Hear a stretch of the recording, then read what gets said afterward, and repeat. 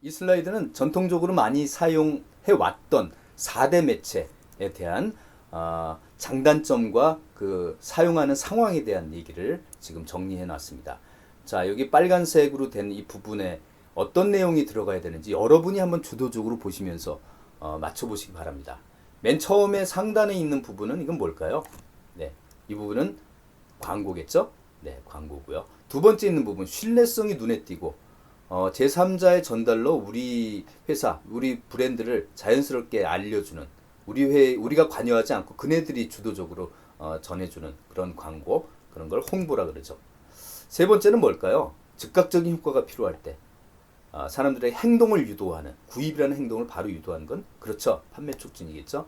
마지막은 당연히 네, 인적 판매입니다. 이번 시간에는 프로모션에서 가장 많이 활용되는 광고, 이 광고 전략을 수립하는 프로세스를 차례대로 알아보고자 합니다. 자, 광고에서 제일 중요한 것은 제가 크게 두 가지라 그랬죠. 메시지를 개발하고 그 메시지를 태울 채널을 결정하는 것.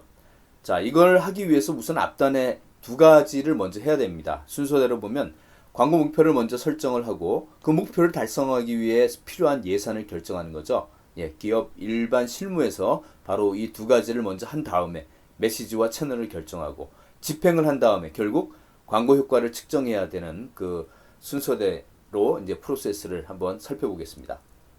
광고의 목표는 크게 네 가지가 있습니다. 일단 시장에 처음 도입될 때, 런칭돼서 처음 나오기 시작할 때 광고의 목표는 인지도 증가입니다.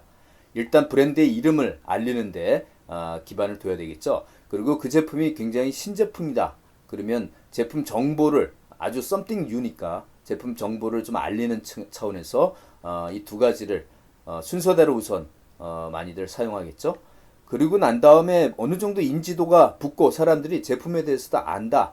그러면 그 다음 단계에서 보통 많이 잡는 광고의 목표는 어떤 태도 형성입니다. 그 제품을 결국 사람들이 평가하는 과정에서 어떤 태도를 형성하는데 여기에 좋은 태도를 형성하는 어떤 광고의 내용이 좀 나와야 되겠죠. 예. 그 다음 이제 최종 광고가 이룰 수 있는 가장 일반적으로 지향하는 최종의 목적은 이미지 구축입니다. 기업이 원하는 소비자 마음속에 이런 이미지로 우리 브랜드가 이게 좀 각인이 됐으면 좋겠어.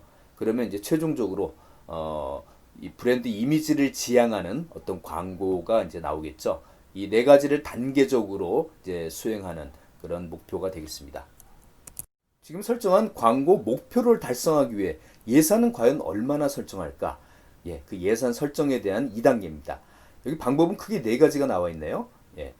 보통 2020년 광고비 예산을 설정한다 그러면 2019년 연말에 이제 결정을 하겠죠. 자, 첫 번째는 매출액 비율법은 뭐냐?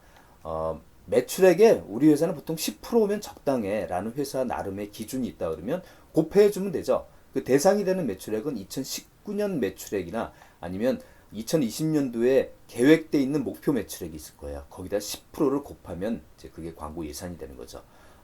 굉장히 산정하기가 쉽죠. 그리고 요거가 조금 아쉬우면 이제 경쟁 추가로 요거까지 검토합니다. 경쟁자 우리하고 가장 경쟁이 되는 회사는 과연 매출액 대비 광고비를 얼마냐? 경쟁사의 매출액과 광고비를 안다면 걔네들이 한 10%다. 그럼 우리는 조금 더 공격적으로 해야 되니까 15%. 그러면 15%를 이제 곱해주는 그런 방법도 있겠죠. 그 다음에 광고비를 좀 소극적으로 산정하는 데는 다른 예산 항목을 다 집행하고 난 다음에 나머지 이제 남아있는 예산이 얼마일까? 그 예산을 갖고 이제 광고비를 돌려 쓰는 좀 소극적인 방법도 있습니다. 자, 목표 과학법이라는 거는 조금 현실적으로 어렵죠. 어떤 프로모션 목표를 정하고 그 목표를 달성하기 위해 과연 얼마나 이제 비용이 들어갈까? 그런 관계를 정확하게 산정하는 것 자체가 좀 쉽지는 않은데, 현실적으로는 이 세 가지 방법을 골고루 같이 검토해서 결정하는 그런 방법들을 많이 사용하는 것 같습니다. 목표와 예산이 결정됐으면 실제 제일 중요한 이제 작업 두 가지 중에 하나, 메시지를 개발하는 단계입니다. 메시지. 광고 메시지를 과연 어떤 내용으로 이제 만들 거냐도 중요한데 그 메시지를 누가 얘기할 건가도 중요하겠죠. 그래서 광고 모델 선정하는 것도 굉장히 중요합니다. 광고 모델을 결정할 때 평가하는 요인은 크게 신뢰성과 매력성입니다. 자, 여러분은 이제 CF를 보실 때 모델을 이제 시청자 입장에서 보시지 마시고 그 제품의 광고주 입장에서 본다면 저 광고 모델이 잘 선정된 것 같아 라고 할 때 이 신뢰성과 매력성을 겸비했느냐를 한번 보시기 바랍니다. 자, 우리가 보통 신뢰성이란 건 뭘까요? 어떤 사람을 신뢰감이 좀 든다고 할 때는 이 필요 조건 두 가지가 있습니다. 우선 우리 이 제품을 우리 치약이면 치약이라는 이 제품을 소개할 만한 전문성이 있느냐, 그리고 정말 그 사람이 진실성이 있느냐, 그 사람 하는 얘기가 솔직하게 얘기하는 거냐, 그 두 가지가 겸비돼야 된다는 거죠. 이 둘 중에 하나만 빠져도 우리는 신뢰성에 약간 결함이 있다고 생각할 수가 있는 거죠. 매력성이라는 것은 신뢰감은 있는데 매력도까지는 좀 연결이 안 된다. 그래도 좀 문제가 있다는 거죠. 매력성이라는 건 뭘까요? 우린 보통 유명 연예인들을 매력적이라고 하죠. 그건 호감성에 대한 얘기입니다. 호감성 말고 나와의 유사성과 또 내가 정말 친숙하게 느껴지느냐, 그런 관점 세 가지를 골고루 한번 생각해 보면 그런 것들이 전부 다 매력도의 구성 요소다 이렇게 보시면 되고요. 우리 제품 특성과 정말 제일 연관되는 게 친숙성이 제일 중요하다. 그러면 그 친숙성을 갖고 모델을 평가할 때 반영하면 되겠죠. 보통 유명 연예인을 이제 선정을 많이 하는데 유명 연예인을 선정할 때 주의점.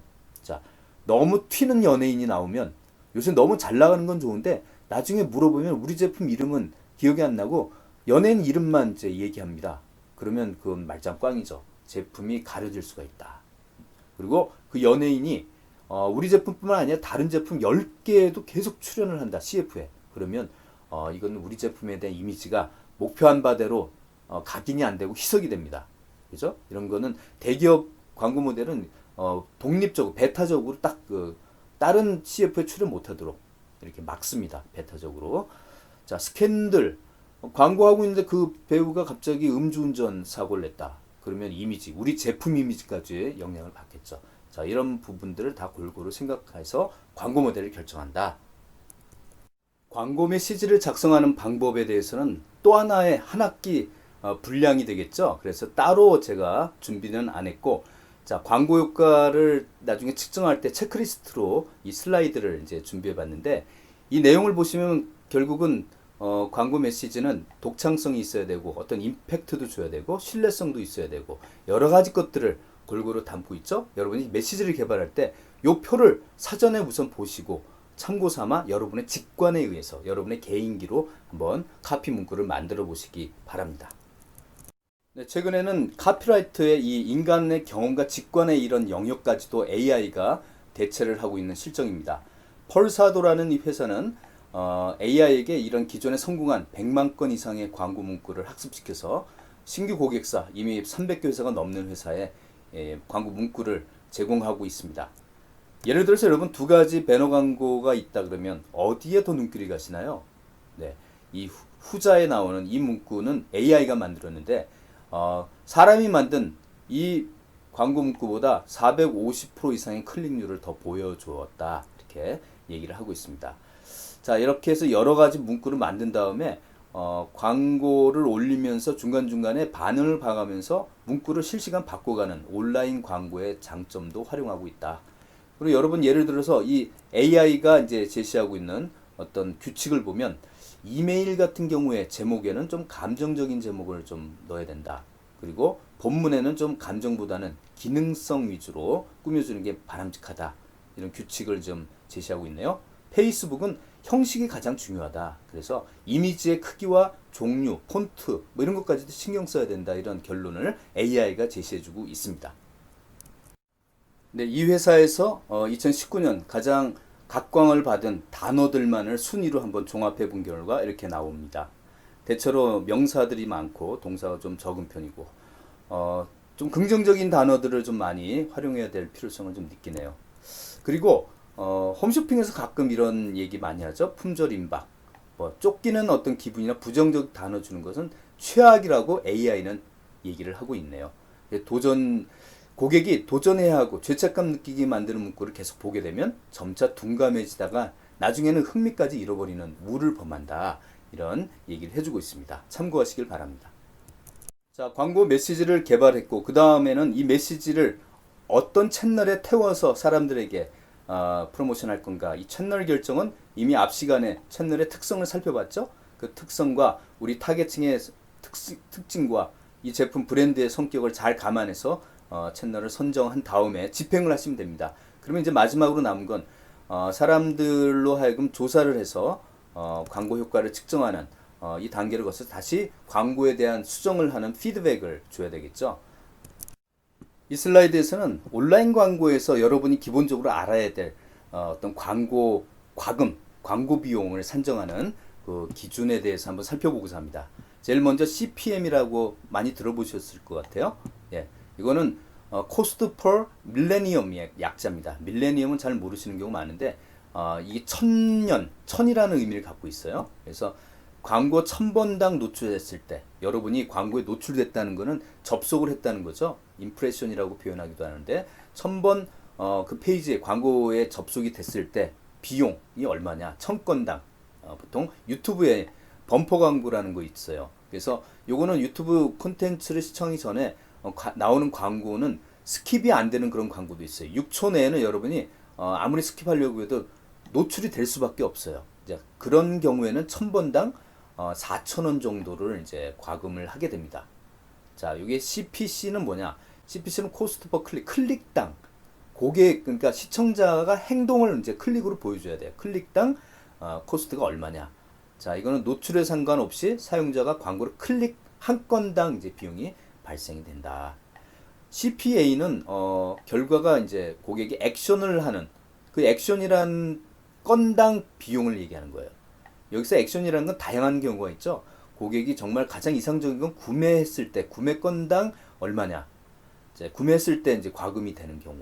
가장 이상적이지만 구매를 안 하더라도 이런 행동을 보여도 그걸 하나의 행동, 액션으로 보겠다는 거죠. 퍼포먼스 광고 저번에 말씀드린 거기에 대한 내용입니다. 이런 장바구니에 담는 행동도 결국 우리가 구매는 안 했지만 광고주가 원하는 행동 아닙니까? 우리는 장바구니에 좀 집중하겠어. 아니면 상담 신청으로 콜이 들어오는 거에 초점을 맞추겠어. 그러면 그걸 갖고 이제 계산을 하는 겁니다.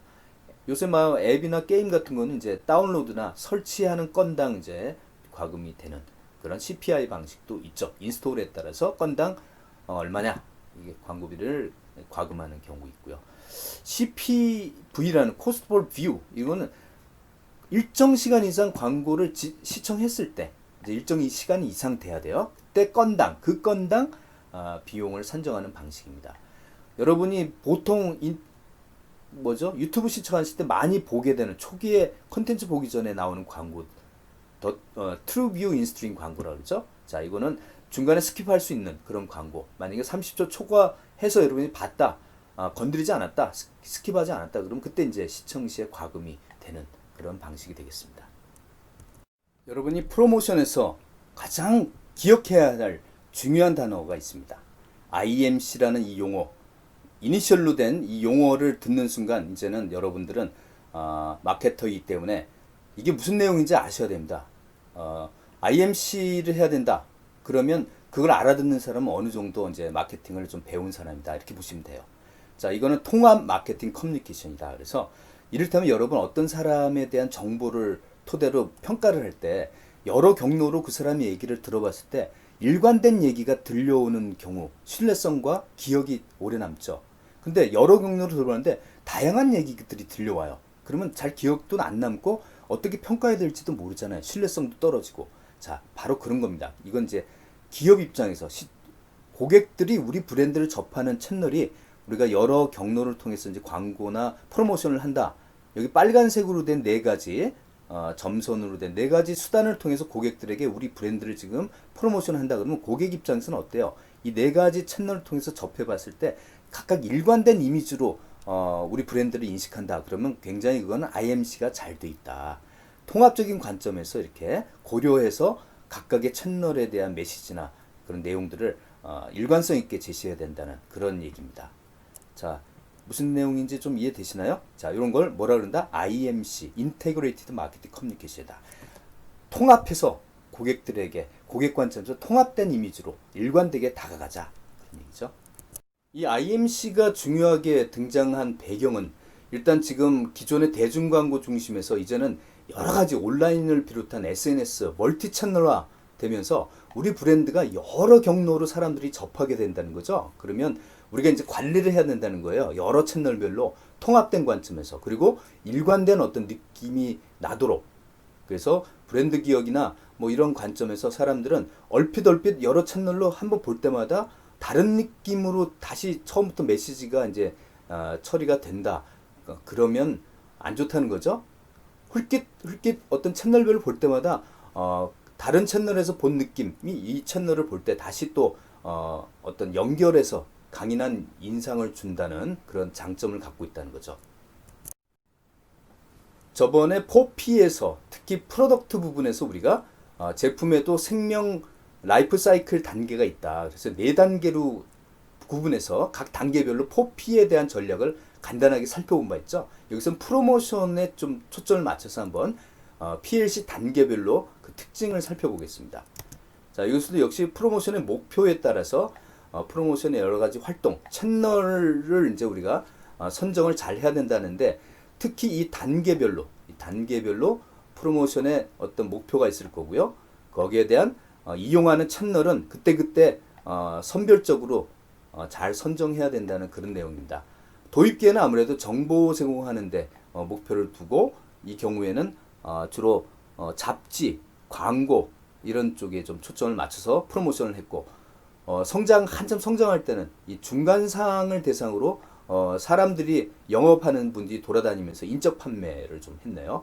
그리고 성숙기에 도달해서는 경쟁이 치열하기 때문에 할인 쿠폰, 뭐 이런 거 이벤트 이런 거 같은 판매 촉진을 좀 많이 사용하는, 보시는 바와 같이 단계별로 거기에 맞는 목표와 프로모션 채널 활동들을 이제 개별적으로 선정을 해야 되겠습니다.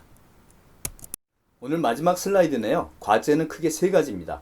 그래서 여러분이 배포본으로 제가 전달해 드렸으니까 그 내용을 보시고 1번과 2번, 어차피 여러분이 채널 선정하고 메시지 개발을 해서 최종 마케팅 기획안 기말에 제출할 그 기획안에 요 내용을 넣어야 됩니다.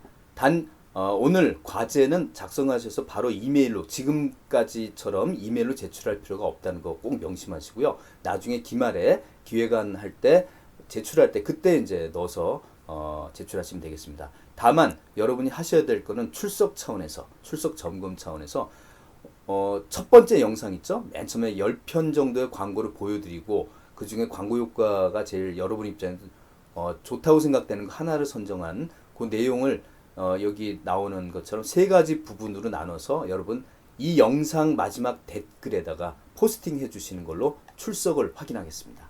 이상 수고 많이 하셨고요. 다음 주에 또 뵙겠습니다.